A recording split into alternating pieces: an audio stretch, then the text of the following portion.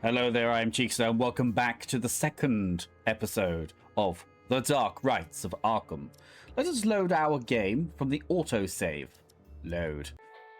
Now, remember, we met this Burke. Hang on. We met this Burke, and he was a bit of a muppet. He's clearly, like myself, on a certain spectrum of individual cats, which have unique properties. And now, he shall be our partner, apparently, which has left us with cause for concern. Right, remember, I shall narrate. Okay, let's recap. We've got two victims. One guy was found with his head ripped clean off, lying on some kind of pentagram. All that was left of the other was his hand, and according to you, it was due to, what did you call it? Spontaneous human combustion. Oh yes, that. The first Vic had a warding spell tattooed on him. What or who was he trying to protect himself from? From the second victim. Alright, let's pretend the fairy dust is real for a minute. Was the second Vic the killer, and the spell did its job? It's possible that the second victim was collaborating in the ritual, and for some reason it all got out of control. I hope you're right, because if I'm being honest, I'm in way over my head on this one. Okay, let's go see the pen pal so he can explain the emblem on the first victim's back. That will give us a clue to his identity, and if he belongs to an order or a cult, he may be able to place it. We'll also pay a visit to that Philip Moore guy. He can tell us if there's a connection between that spell and the spontaneous human combustion. We need a copy of Arkham Advertiser. I don't remember where that talk will take its place. Alright, let us hunt one down. Let's go. Post haste. Right, okay. What do we do? Elevator? Come along. In we get. Yes. Into the lobby. Let's all go to the lobby. Get ourselves some snacks. Let's go pay these two guys a visit. Benjamin Marsh and Philip Moore. The first one can tell us the meaning of the emblem on the first victim's tattoo. The second one can tell us the connection between the spell and spontaneous human combustion. But first, we should get a copy of today's edition of the Arkham Advertiser. There's an article about the venue that Philip Moore's lecture. You set? Let's go. Okay, so this is Arkham Police Station. This is where we are. Then we have Dr. Helen the Streena. Now, I don't know what to expect from that. This symbol looks strange, doesn't it? Isn't that a strange symbol? Is that like a candelabra or is that like an eye? I'm not sure. And then Marsh Antiques. Let us go. Let's go to Marsh Antiques. Rob's Diner. 24 hours. Breakfast, lunch, dinner. So this is where the pen pal keeps his antique shop. Yes, it's a little further down the road. Okay. Campaign poster. Yes, let's get distracted. Forward with Bradley. That scoundrel ripped off Roosevelt's presidential campaign slogan. I don't see how the Democrats didn't slap a lawsuit on him. Well, it is out of character, you're correct. Neon signs. I'm not going to click on everything, because that's what I would do when I'm playing the game. But what I'm going to do is I'm just going to try and neatly do it, just so it's not super boring. Alright, just click on all the key bits. First off, this guy looks off his face. Let's talk to the bums. It's where all the hard evidence comes from. You 3, 4. I guess the dog's included. Good night, gentlemen. Hey, you. What are you drinking? Me? Ram. In that case, I have no choice but to confiscate the bottle and take you to the police station, sir. What are you doing? What? Over here. Come on. Over here. Get over here. Come on. Come on, we need to chat. But, no buts, no coconuts. Over here. Get over here. Get over here. What the hell are you doing? That man is committing a crime. He's so black and white. He's in possession of an alcoholic beverage. It is illegal. Probably the only relief that poor bastard has had in his entire life. And you want to take it away from him. Right, god damn it. Something about a cop and breaking his chops. Are you telling me to turn a blind eye? In this case, yes. Greater matters are pressing upon our chests. You're justifying a crime, Jack. No. For God's sake. Don't be so square. That's what we used to be called back in the day. Squares. Okay. We are the square people. Now let's go. Antique shop. In we go. Come on. Come on. Here it is.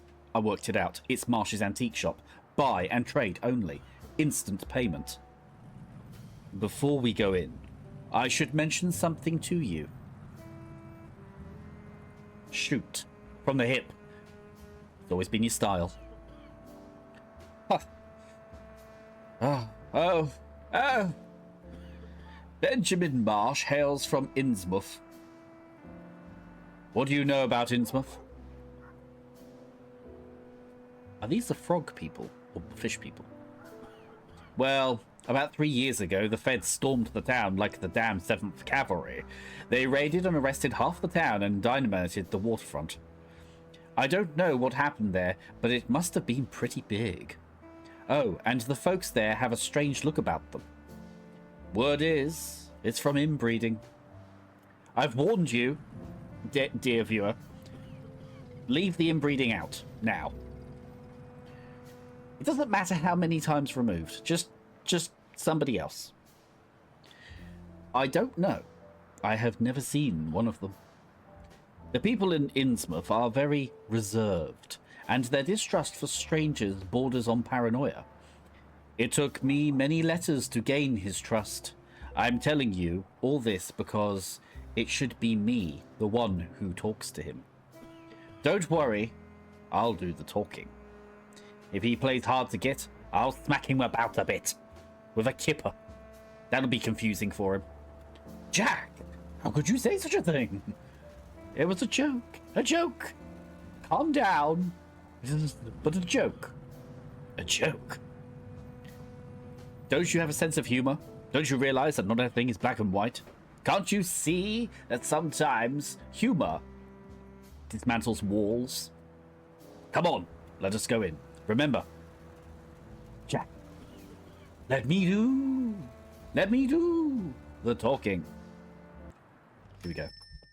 He's a bit green. Okay. Who are you? What the hell do you want? Mr. Marsh, do I know you? Not in person. I'm Harvey Whitman.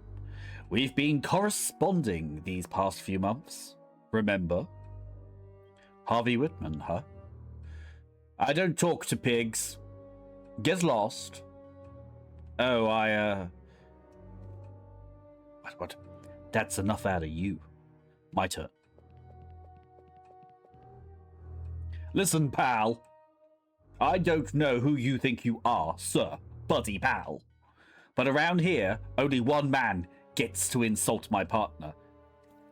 And that's me. Only I can insult you. Nobody else.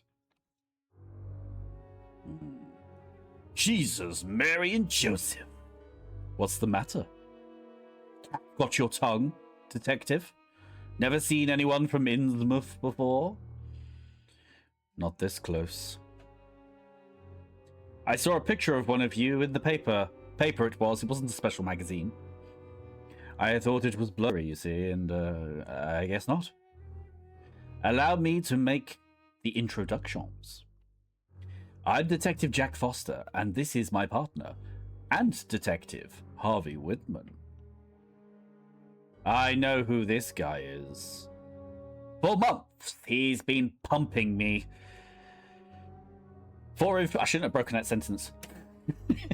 Sorry, back on track. For months, he's been pumping me for information about my knowledge of symbology. And it turns out he's a damn cop. Just like you. So you can both get the hell out. Hey. Relax, will ya? We just want some information about a strange symbol. My partner swears you're Arkham's foremost mind on the occult symbols. And rightly so, he assumes such a thing, sir. Laddie boy. Great stuff. We've come to the right place. I feel so filled with relief. Now you can go somewhere else. I'm not helping you. I am a fish man. What should we do? Let's circle around this a bit. So you claim you're the top hand in symbology. Huh? I am. I've been studying occult symbology all my life. And he has bloody good reason to, and we know where these people come from. This person is a fish person from the sea, and you know what lives in the sea? Cthulhu.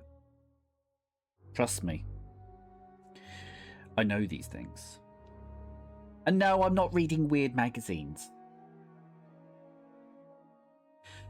I've had access to books and documents that other scholars would kill for. I think you're bluffing. He's probably got it from the Library of Cthulhu. You're nothing more than a simple antique dealer, isn't it? Isn't that true? You're nothing more, nothing more, nothing more. I don't think this fellow can help us, Harvey. He seems dim-witted. I know what you're trying to do, detective. But that's not going to work on me. I'm a whole nother brand. Damn it.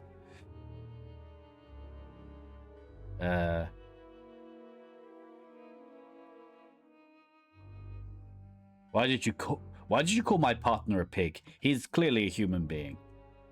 Because he's a cop. I am a cop too. Does that make me a pig? That's right. 2 pigs in suits in front of me. That's what I see. Watch it, pal. Watch your tongue. You deceived me.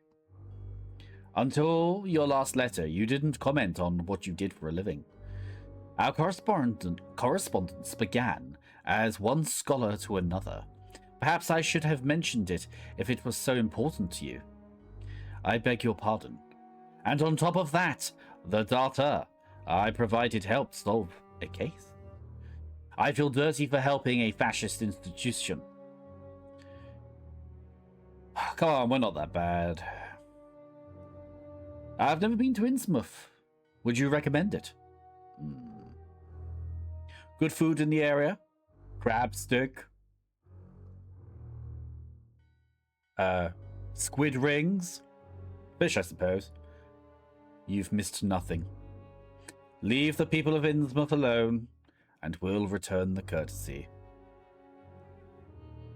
You see, you can't, can you? It is a cosmic entity that has spawned a species of people from attacking humans in an uncomfortable situation, right? And produce strange fish alien children. This is half alien. I don't want to hear it. I don't want to hear it, right? This guy is suspicious. Of course they want to be left alone. They're up to something. That's what's going on. Never trust cosmic deities that are covered in tentacles. That is my warning to you, sir. Mom. It's police business. We're not here to look at antiques. This is police business, and you should help us. For my own good, is it? Is this where the threats come in? Oh, bloody right. He's been very difficult, actually. No one's going to threaten anyone, Mr. Marsh. Refusing to assist the Arkham police could lead to your arrest, of course. Or obstruction of justice. Yes. It would be better for all if we arrive at an amicable arrangement. What is it you're not understanding? I won't place my knowledge in the hands of oppressors.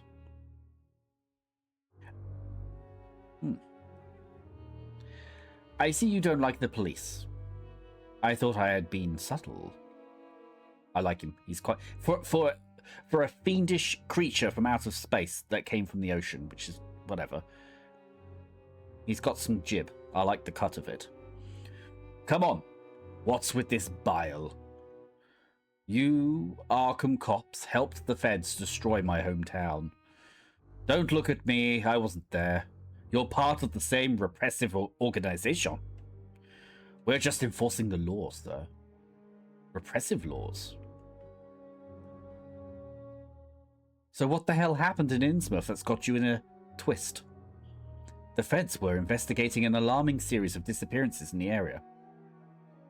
People disappear every day, everywhere. People are irresponsible and careless. I'm telling you, people.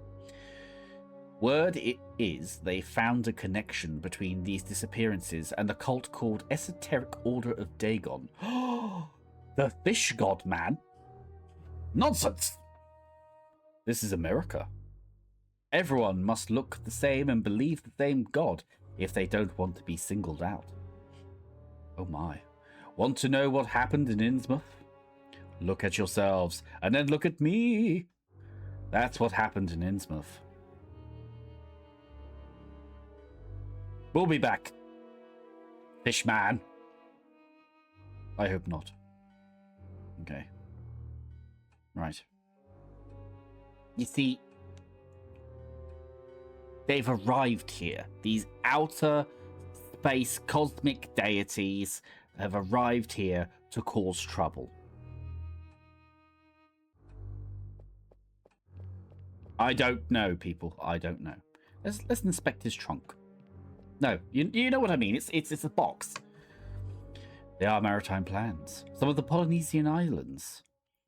It is said that your town was twinned with a certain island in the area. Am I wrong?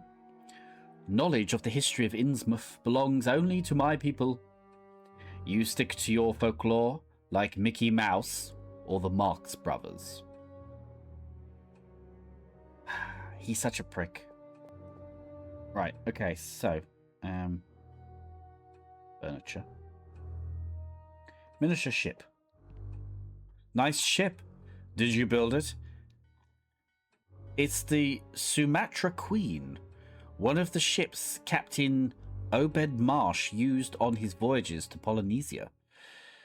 What was the purpose of those voyages? That's none of your business.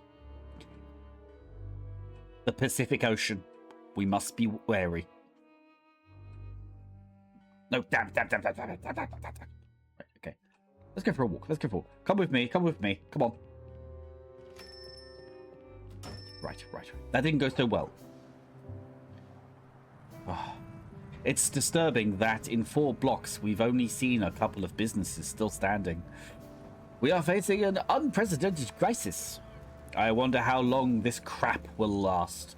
And if it will ever end. No. Honestly, it won't. Okay, let's go this way. What about the bums? Possibly the bums are connected. Good night, gentlemen. I hope you'll excuse my partner. It's his first day. It's nothing. He ought to apologize. Will you shut up, Willie? Don't make things worse, okay? Alright. What is this dog's name? That one? Yes, the only dog on the street. No idea. Yeah. He's a newcomer. Tale as old as time. Pardon the pun. He thinks we'll feed him, you see. Not the brightest bulb. Everything okay over here? We sleep on the streets and have nothing to eat while... What do you think? We've been like this since the Ford plant in Salem axed half its workforce. Folks stopped buying new cars. They can barely afford a used one. You guys are cops. Surely you can afford one. Man, if I told you what the Arkham cop makes, we'd both be crying. They owe me 3 months' pay. Oh, I didn't know that. We can squeeze you in here. It's warm. Is your friend all right? What, Frank? Oh, well, he's He's having a rough time. His eyes have turned completely white. Ingestion, I think. Something like that. He may have wolfed his food that he doesn't have too fast. And we warned him. We did. What do you mean you warned him? We told him not to eat canned goods from the diner, especially without a tin opener, because he can't swallow a can. The fella from the diner, the other door, gives away canned goods to us street folk. You think he's doing it to be a saint? That son of a bitch. They're expired and he knows it. They're from the time when Scott Joplin was studying piano. Who's Scott Joplin? No, I'm thinking of something else. The 60s lady. They look appetizing, though. Spinach, beef, sardines. But when you open them up, all you get is black, oily paste. You're cops, right? Arrest him. He's committing a crime against the public health. The cans are bad. Oh, all of them. Every one of them. Oh, trust me. They're all bad. See for yourself. Go on. There's nothing but black, oily paste. Could be aquatic alien juice. Note that. Alright. Alright. Carry on. Go this way. Come on. Follow me. I can't remember his name. What's his name? Harvey. Here we go. Something smells good. You up for a bite? We're in the middle of an investigation. And we're running late. How about we leave it for later? Your call, partner. Free. Canned goods. Free? Yeah. Rob wants to do something for the folks, you see, who lost everything and can't afford a plate. But they don't look too healthy. I mean, the cans are rusted to hell. From possibly seawater. Doubt the insides look any prettier. Look, this is all Rob's thing. Complaints to him. What the hell? They're free? I'll grab one. On this police salary? Damn. I just love the level designs. It is so beautifully pixel and wonderful and detailed and fun. Obsessively detailed, in fact. Makes you think Harvey did it. It's amazing. Let's go and talk to Rob. From the smell of it, I'd say that's one hell of a cook. Oh, he wasn't talking back. Sorry, I was... Rob. Okay. Free. Cakes. What's in the cakes? The bottom one, raspberry, jam, and walnuts. And the one on the top, triple chocolate. They look downright sinful. Thanks. Big to myself. Sugar plum. Damn, I'm in there. I'm in there. I'm absolutely in there. Right, okay. I already took one. Right. Let's leave.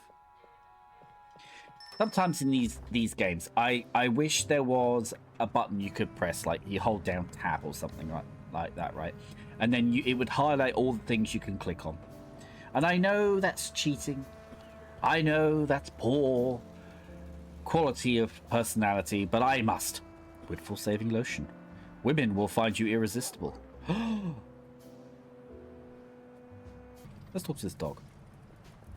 You dog. How are you, buddy? Hey. What are you doing? What are you doing, Harvey? I was going to pet the dog. You wouldn't want to shake my hand when we meet, but you'd pet a mangy stray. Do you know how that makes me feel? Get your hand the hell away from it, unless you want to catch mange. Bad case of mange. It's the friction. Right, move away from the dog. Hang on a minute. Oh. Open.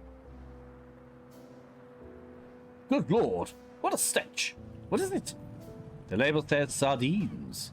Looks like crude oil to me. Hey, buddy. I'm not much of an animal lover, but if you feed that to him, you're gonna have a problem. I don't know why I did it. Right, let's go. Come on. We'll ask you a small favor, that's all. Help us crack the symbol so we can close the case, and we're gone. You'll never see us again. Help the police? Did the police help me at the Arkham Museum of the Unusual? What? No one spared a minute to hear me. What happened at the museum? It's none of your concern. Arkham Museum of the Unusual. What's in that corner painting? Welcome to the Arkham Museum of the Unusual. Enter with an open mind. Prepare to transform your preconceived ideas about this reality. Thank you, eye patch wearing fiend. What is this? Professor Roman Devdov. Roman Dvorak. Thanks to him, the museum has priceless pieces such as the Eric Zan Silo. Or was that cello? It is a pity that he's no longer with us. Okay, painting. It's an early work by the famous Arkham painter Richard Upton Pickman. It represents our role in the immensity of the cosmic void. I told you. I know a thing or two about this. If you are interested in his work, there are several of his originals in the adjoining gallery. This is a risk to humanity itself.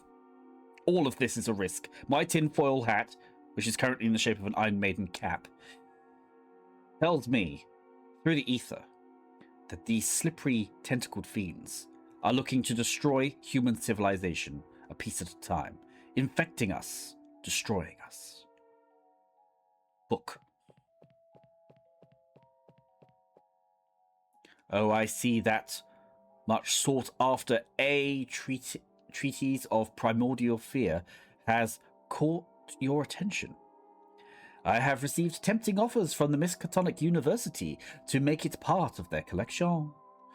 But what better place than here for this cursed book? Cursed, you say, sir? In what way? Skull? Tell me about the skull. This skull is a member of the fearsome Taiko people, the natives of Southeast Asia. Are they the people who built that undersea pyramid near Japan?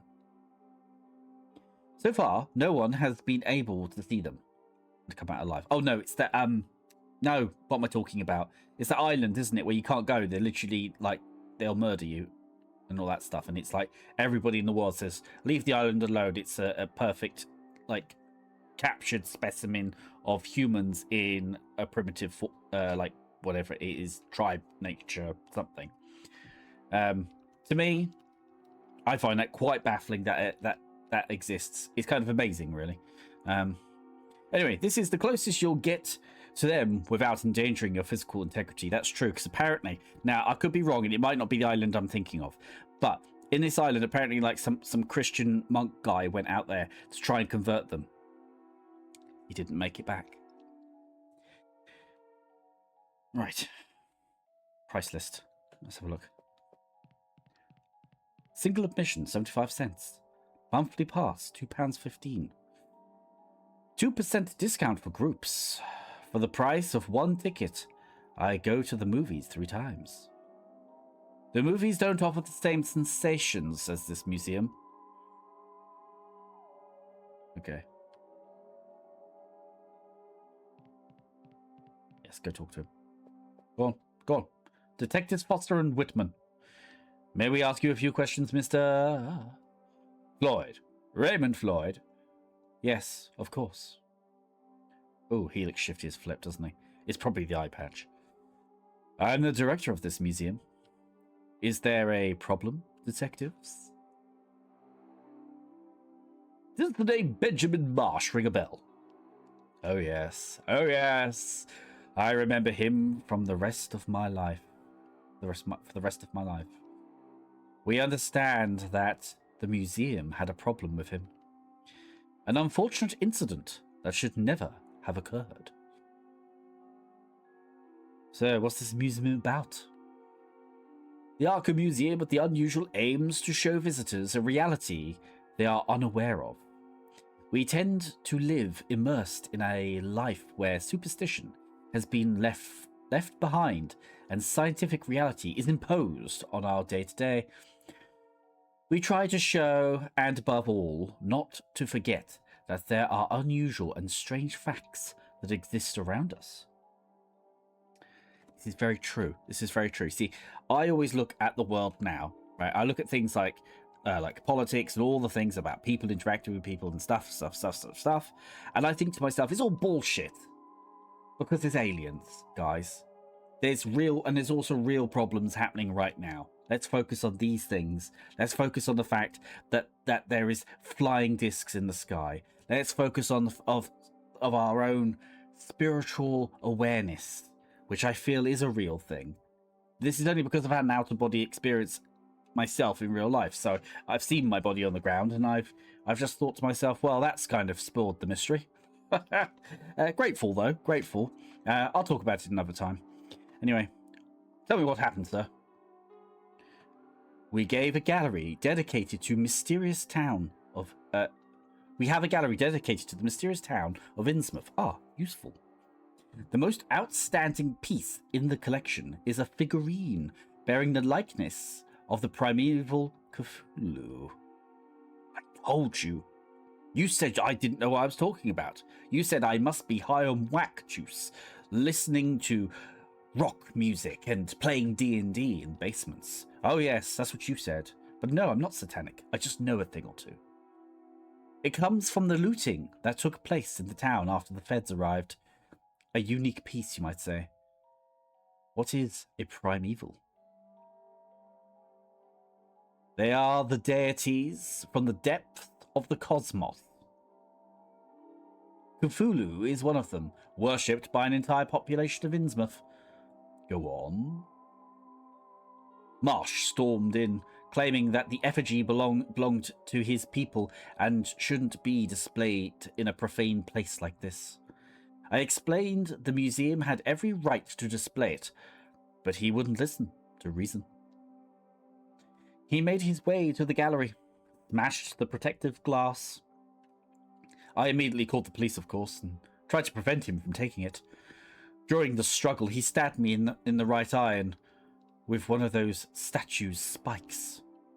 Left me blind in that eye. Did you press charges, sir? Are you mad? Benjamin Marsh is a direct descendant of Obed Marsh. Is that his... Obed? Yeah? Do you know what that means? I don't want any trouble with the Marshes. Even after he blinded you? Oh, detective. That's nothing compared to what could happen to me. So, did Marsh take the figure?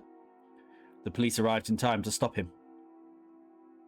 But when I refused to press charges, they decided to confiscate it as evidence, in case I changed my mind. Harvey? Yes, I see. We have it at the station. We're displaying a replica in its place. Not ideal, as we only display originals here, but visitors are fascinated by it, and here we are. Can we see that figure? Of course, of course, of course. But I already mentioned that it is a replica. You can enter the museum if you wish, always under the supervision of our guide. Since the unfortunate incident I told you about, we have instituted a policy of constant surveillance of our visitors. Oh yes, even in the toilets. We won't try anything funny. We're police officers, remember? Nothing ever came wrong out of that one. The museum cannot afford to make any exceptions, Detective. I trust you understand. Where is this music coming from? We have installed an innovative music reproduction system based on magnetic media and has distributed several speakers along the tour route. What you are hearing is a looped playback of Through the Cosmos by Matthew Elm. It's an ideal piece to set the mood for the visit, don't you think? Anyway, so the original was logged as evidence, and our colleagues took it.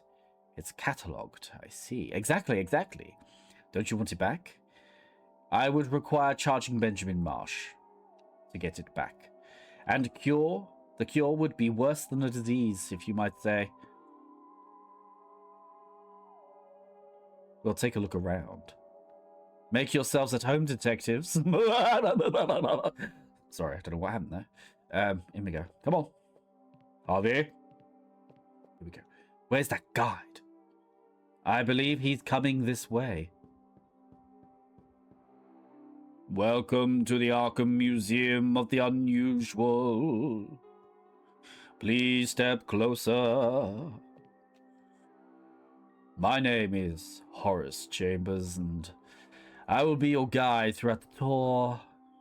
If you desire information about any of the pieces on display, I will be happy to provide it.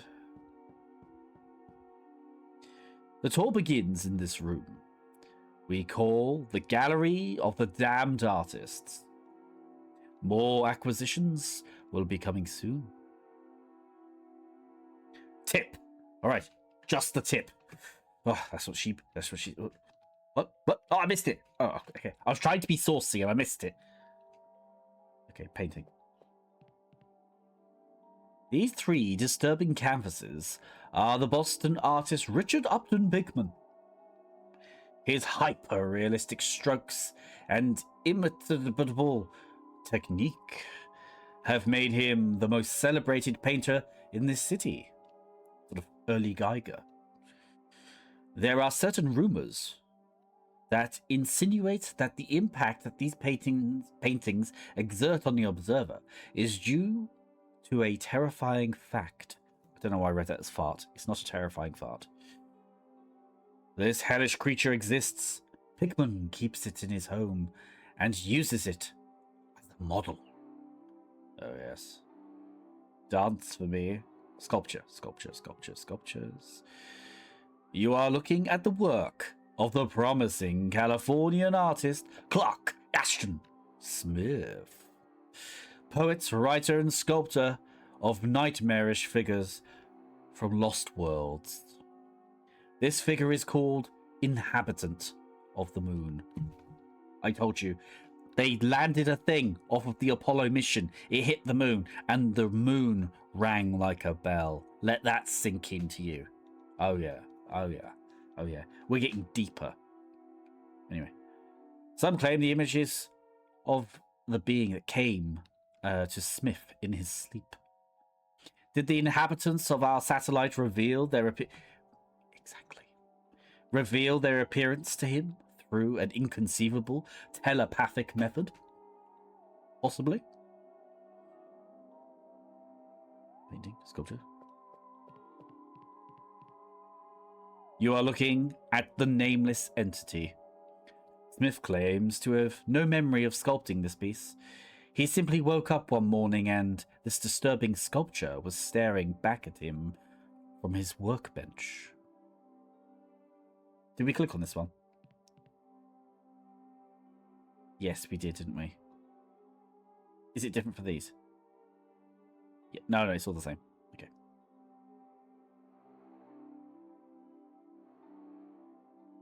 Okay, let's go. If you would be so kind to follow me. If you dare. What the fuck are we looking at? You are in the Hall of Unusual Characters. Here we find those who defied science, or who were at the center of the events that would test the sanity of the ordinary mortals.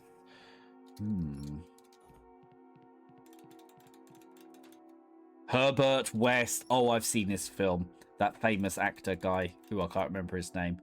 Bloody brilliant. Oh, what was it called? He'll probably say in a second, won't he? Friend of yours? I was part of the raid that arrested him. He resurrected the dead.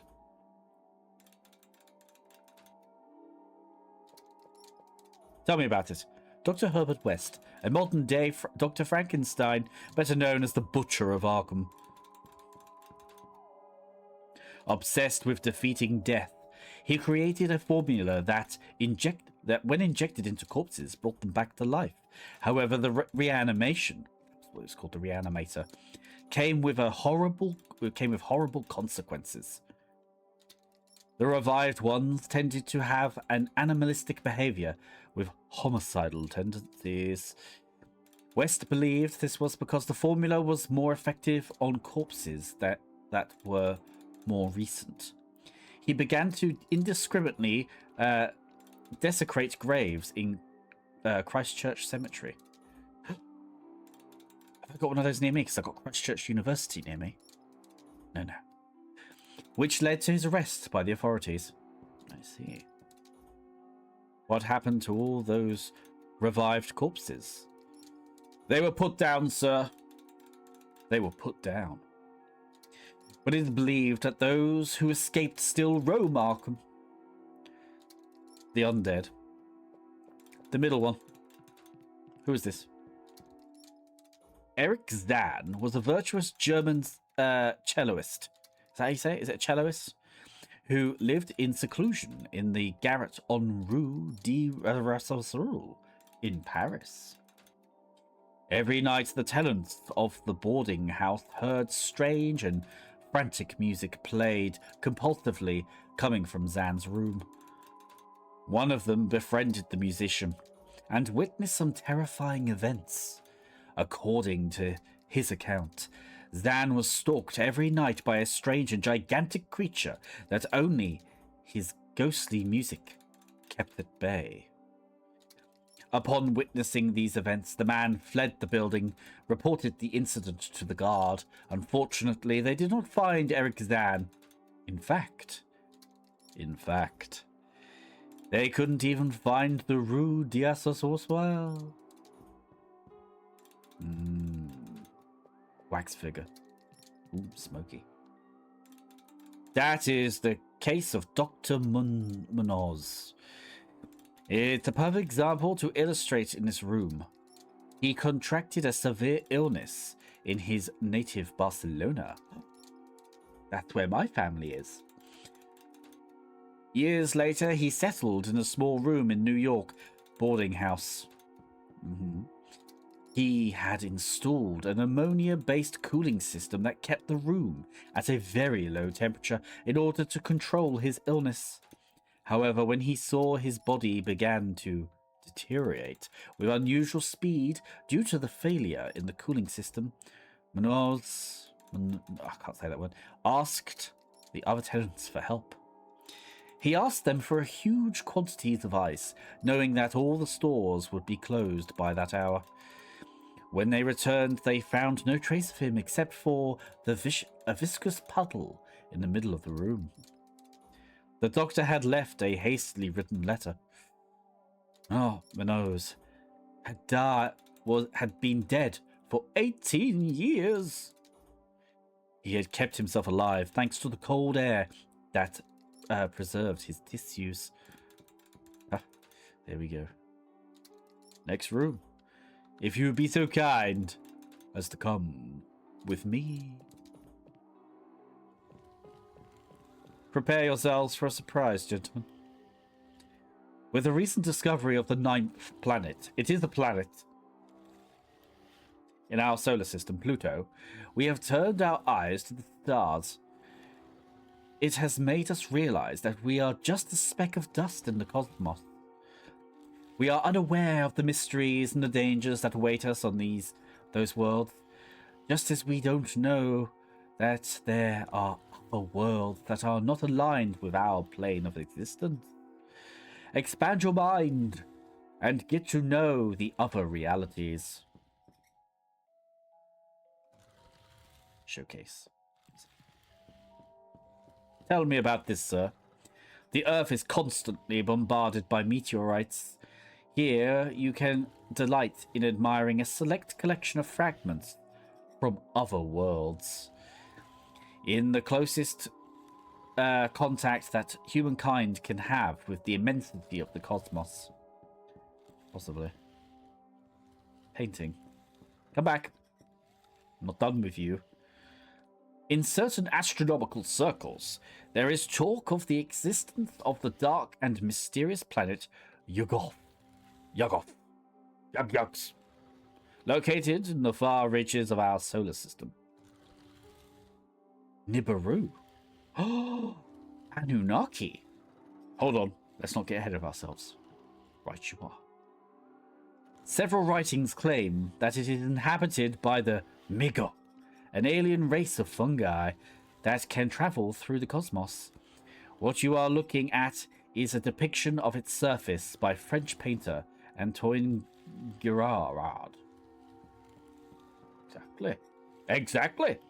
Is that the race that's got like those little arms and like the big they're like the slave race to the Cthulhu-esque ones, and then they kind of rebelled.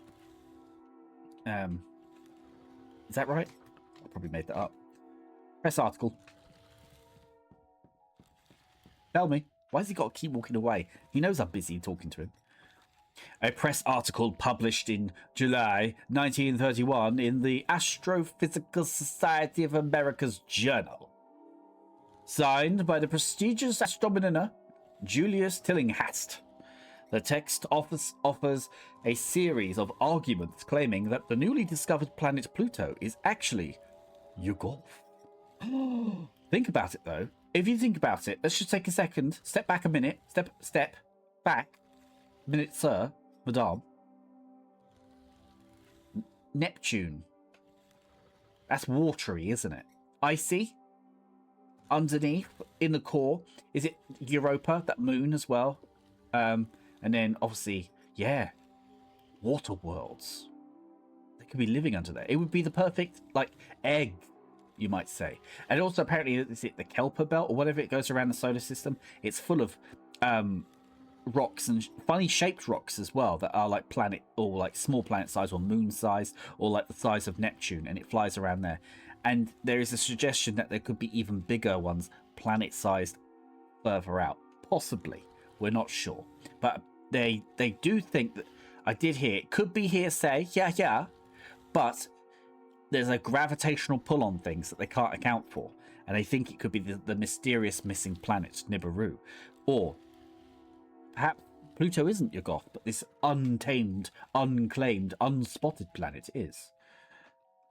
Cthulhu's getting very real. And then if you think of that buried in the ocean temple near Japan, and you think of like the Pacific Ocean, which is where the somewhere quite far off, isn't it, away from Chile or something, but in the sea there's some special area or whatever it's called. I can't remember what it's called now, but that area is where they think Cthulhu would have been based, right?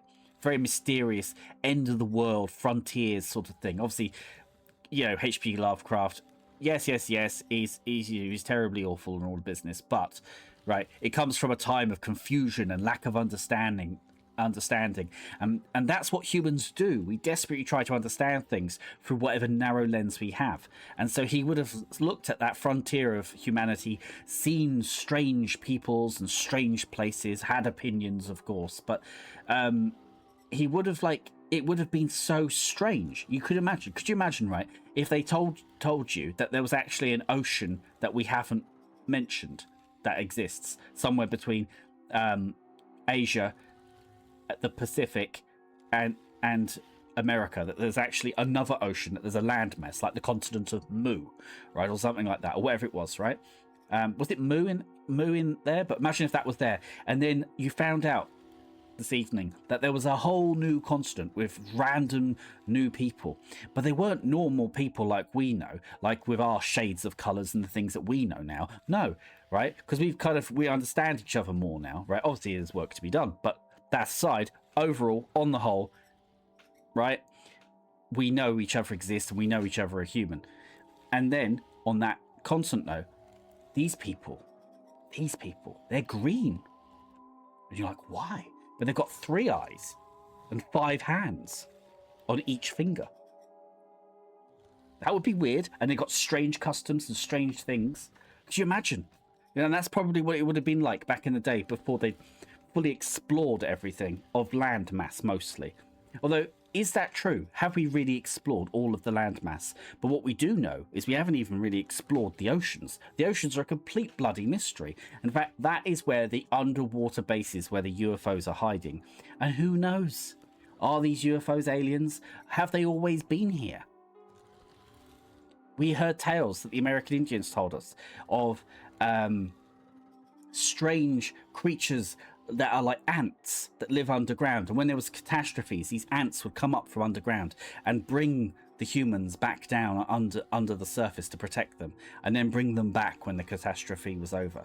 There was like that story. Then there was like the giants, and then there was like the protections that some of the giants would do. And then of course, there's lots of people very convinced that the giants existed. And then, of course, there's even wilder theories that there were true giants, like absolutely massive, and that they were like petrified into faces that now form around places like mountains. It's ridiculous. But you've got to be open to the mystery of the world. The mystery of the world is so fantastic. I've never been more excited to be alive now that, that aliens are more or less officially being investigated. It's crazy. I never thought I'd ever see that in my life. Everybody always used to make fun of us, and all that sort of thing. Anyway, back to the game. Yes. Tillinghast warns of the dangers of this planet and suggests that research on it must be halted. Exactly. Knowledge could infect us. He points out that the future contact with Pluto could be devastating to the fate of mankind. Oh my god.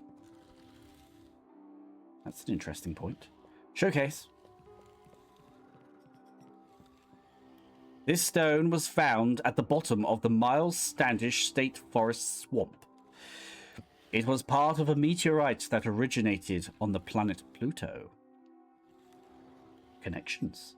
Scientists were amazed to find that despite the stellar erosion, there were unnatural carvings visible on the rock. This rock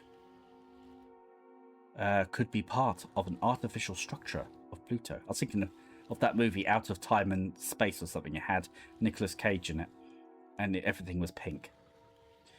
In other words, the 9th planet of the solar system was inhabited. That would be crazy. This is the first material evidence of extraterrestrial life. Amazed yet? Okay, painting. This one.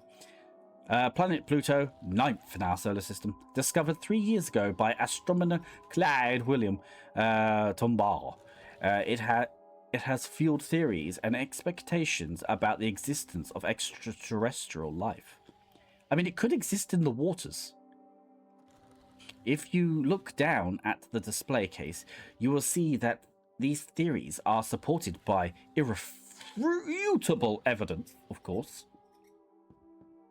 This man looks very shifty. Look, he looks nervous. Look how nervous he looks. Who is this man? Tell me about him. Randolph Carter.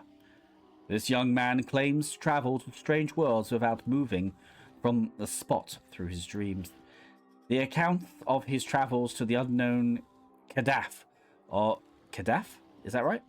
Or the dangerous Dilaf Lean are so detailed and realistic that some have dismissed their being mere invention.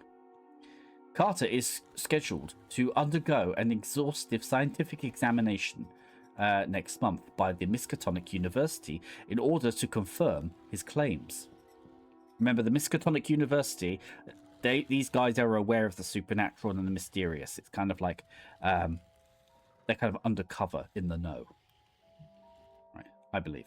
What's this? Curtain? Sir, I'd like to look through the curtain.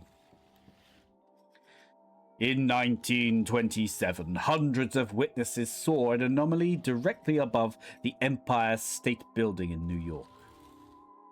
From their statements, it was deduced to be a dimensional breach. There were witnesses who could see through it. Sorry. There were witnesses who could see through it, a point in the cosmos that did not correspond to our own. What you'll see behind that curtain is a recreation of what happened that day.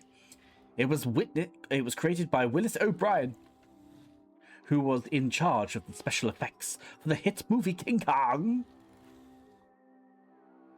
As you can see, the museum has spared no expense. Shall we take a look? Yeah, why not? Go on then. Go on. Harvey. I can't see shit. This is rubbish. It's about to start. Don't be impatient. I'm holding my hand. That's my knee.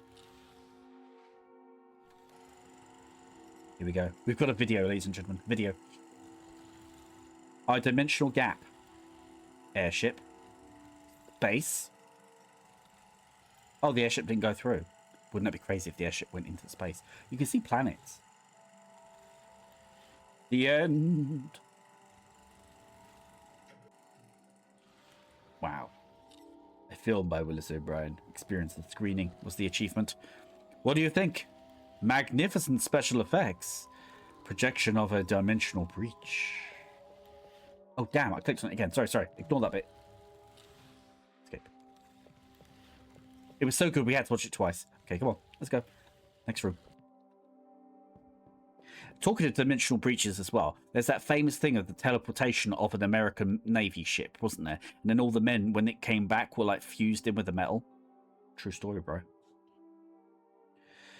The room is dedicated to the enigmatic town of Innsmouth. Its characteristic secrecy has not been an obstacle for the Arkham Museum of the Unusual, however, to provide you with all the information about it. The museum would like to thank Zadok Allen for his collaboration in the making of this room. Wow. Right, we need to look at the wax figure. This is the one, the great old one, Cthulhu. We're going to get a close-up. This cosmic entity is secretly worshipped by a vast majority of Innsmouth's inhabitants. It is said to lie dreaming in the sunken city of Rylith, waiting for the day when it will be freed to reign over the earth once more. You are looking at a replica, by the way. Until recently, we exhibited the original found during the Innsmouth raids. A minor incident deprived us the use of it currently. We hope to show it in the public again someday. No dates are confirmed. Damn. I wanted them to do a close-up of it. Right, let's look at this. This is important. The Devil's Reef. Located 1.5 miles from Innsmouth Harbour, it is, or rather was, the place where Captain Obed Marsh hid the strange creatures he brought with him from the South Seas in his caves. Thanks to the eyewitness account, the federal government took action and torpedoed the base of the reef, with the submarines putting an end to the bloody alliance between creatures and the inhabitants of Innsmouth. However, it is said that the network of caves on the islets extends to abyssal depth, and that those beings are still there. Could you imagine? Right, this big painting. Captain Obed Marsh. In the middle of the last century, Innsmouth was going through a crisis that reduced all its fishing activity and plunged its inhabitants into absolute poverty. On one of his chartered voyages to the South Seas, he discovered a small village on one of the islands where strange amphibious creatures were being worshipped, offering gold and abundant fish in exchange for human sacrifices. And we know what kind of sacrifices. Marsh brought these creatures with him and hid them on the Devil's Reef, which you can see on your left. The town flourished again as in its golden years, and the inhabitants of Innsmouth embraced the claims and beliefs of those beings and even mixed their blood. Those who opposed the diabolical alliance were purged, of course, leaving the town inhabited only by those akin to the creatures and their strange offspring. You may have seen other portraits of the captain with a more than, shall we say, conventional appearance. But this is the true countenance, the result of his close relationship to those creatures of the underworld, at least in the last years of his life. Oh my. Newspaper clipping. There you have the news item from the Arkham Advertiser of February 1928. It recounts the secret investigation that federal government agents carried out in Innsmouth. Raids and arrests were carried out, and numerous houses and factories were blown up. The article also mentions that most of those arrested ended up in the prison or concentration camps. Wow, that got dark. I mean, it was already dark. I don't know what I'm talking about. Weeks after the news broke, it became known that many of them had escaped from those facilities. Okay. What's this? Tablet. This looks shifty. The inhabitants of Innsmouth profess no orthodox religion. Their god is Cthulhu, those whose representation can see in the central part of the room, and their church is an esoteric order of dagon. The ancient tablet is carved with the emblem, was found among the ruins of the old Masonic Lodge on New Church Green, where the order was installed. And this? Will any of these match the symbols on that body? Possibly. The current inhabitants of Innsmouth, descendants of the blasphemous hybridization between species, undergo a metamorphosis throughout their lives. It's not so noticeable in the young, but it is those of an advanced age. Once they reach middle age, their appearance resembles that of creatures found by Obed Marsh. They feel the call of the sea, and there they begin a new, immortal life dedicated to the worship of their god, the great primeval god Cthulhu. Right. Well, okay. Next. That room is exclusively houses the infamous painting, The Faces of Madness by Francis Hold. Okay. Like The Mouth of Madness. Like the John Carpenter film. Why isn't it the first room with the others? The museum had to relocate the piece because what? Let's go inside and I'll explain. It's a fascinating story.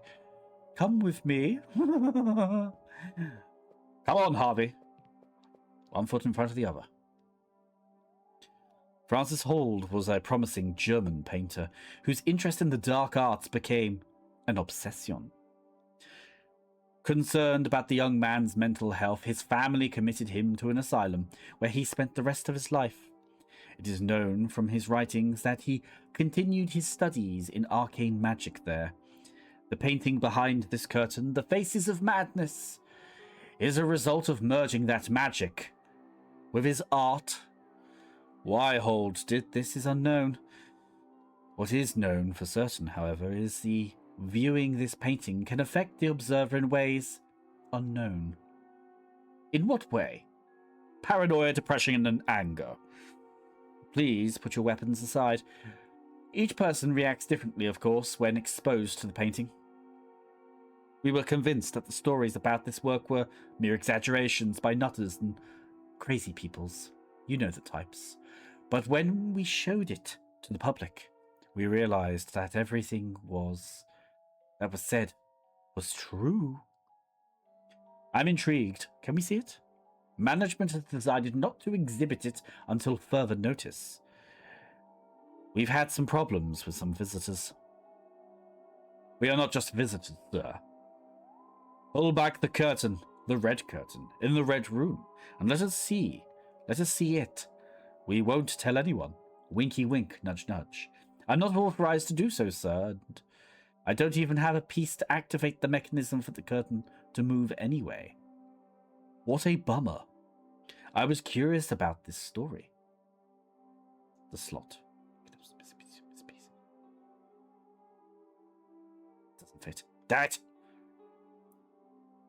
Die! Oh, okay, fine. Okay, so that's that then. Oh, what's this say? Plaque. The Faces of Madness, Francis Hold, 1876. A good year to paddle in pools. With Cthulhu. Okay, let's go. Let's go back to the Innsmouth room. Yes. Leaving already? Come back anytime. Damn, I must have missed something. You just know it, don't you?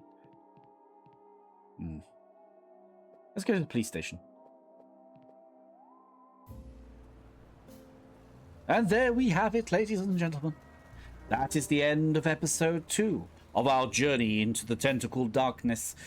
Interesting stories, interesting stuff. I'm intrigued. I'm a conspiracy theorist, nutjob madman. Absolutely love it. Especially with the current times, with like all the Epstein files and things like that. And you know, you hear some of the things where they talk about human hybrid things inside the letters of the Epstein letters and all this stuff, and the human breeding program stuff, and all the weird stories or messages he sent to himself about clones, and that sort of thing, and like government cover-ups and clashes of religions and clashes of peoples and races and things like that. It's all mixed. It's all the worst conspiracy theories. I feel like every day each one's kind of like, that's kind of true, isn't it? And, you know, maybe I'm mad. Maybe I'm going a bit far. And that's okay. I like to have fun with it. At the end of the day, I am a pro-human, love this planet kind of person. Although I am antisocial, which, of course, clashes. I love this world. I think our world is so crazy. And stories like this, this stuff comes from the madness of our world. You know, like, our world is full of crazy, crazy stuff. It really is. The maddest events happen. Strange attacks by mysterious creatures, ghosts, phantoms and ghouls, along with UFOs that could be angels or demons, or it could just be aliens, or it could be multi-dimensional creatures. And the fact the United States are even talking about multi-dimensional or trans-dimensional things. I mean, it's just blowing my mind. I feel like, you know, we're heading towards like some kind of strange singularity where we can't go back, where like the curtain just falls back enough for us to realize that we've been suckered into a 9-to-5 life, thinking our human concerns are all that matters, thinking that, oh, I don't like the police, or oh, I don't like this group of people, or oh, I don't like women, or I don't like men, or I don't like capitalism or communism, all this stuff, just a waste of time. And there is so much, I mean, obviously there's importance to it, but to me and to a lot of people, it's a waste of time. It's irrelevant. The most important thing is we are people in a strange world, and we are struggling to keep our imposing force of reason and will upon a world that's ever freaking shifting. I'm freaking out. That's the end of episode 2. So I have been Cheekster, the enigmatic man of fish. And you have been Detective something. And oh, something smells fishy here, you say. Until the next video. Bye-bye.